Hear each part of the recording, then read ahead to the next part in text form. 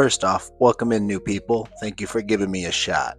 Alright, guys, open up your Bible. Let's go to Genesis 7 because there's a lot to read. Now, this chapter looks quiet, but it's one of the most theologically packed chapters in the entire flood story. In verse number 1, God immediately starts it by telling Noah, hey, come into the ark. Usually you would say go into the ark, but this word here, come into, is actually the word bo, which means more like go with someone. So God's not telling him to go in the ark and survive. He's saying, hey, come with me. Now, verse 2 through 5 slow way down. God is very specific with clean animals and unclean animals, exact numbers. This is order. So before chaos even arrives, God establishes order.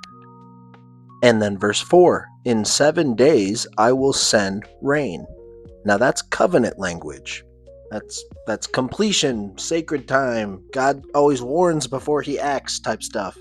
Now, verse 6 tells us that Noah is 600 years old, which means he waited decades for this moment to happen. We could see that Noah's faith here was far from a quick decision. This was a lifetime of obedience. And in verse 7, we can see that Noah actually enters the ark before it even starts raining. And that shows you again, just proves the proof that Noah knew what was coming because God had told him.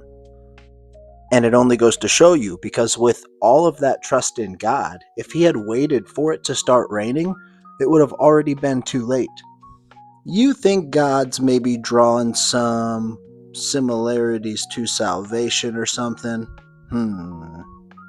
Anyway, verse 11 gives us a strange thought. It says, the great fountains from the deep burst forth. In Hebrew, this says a completely different verse. It actually says chaos burst from the ground. And this is kind of where it's cool to know Hebrew, because this is actually just like a really ancient turn of phrase where they're saying that chaos lives under the surface. Crazy symbolism here. So we can see that God's not just dealing with what's falling from above, he's also handling what's fighting from below. And then finally we see a comforting chapter, and that's verse 16, where it says God shut the door. It very clearly states God shut him in, both in Hebrew and English. The Hebrew wording here is fun because it says he sealed him up with pressure. And then yes, the waters do rise, but as 17 says, the ark rises with it.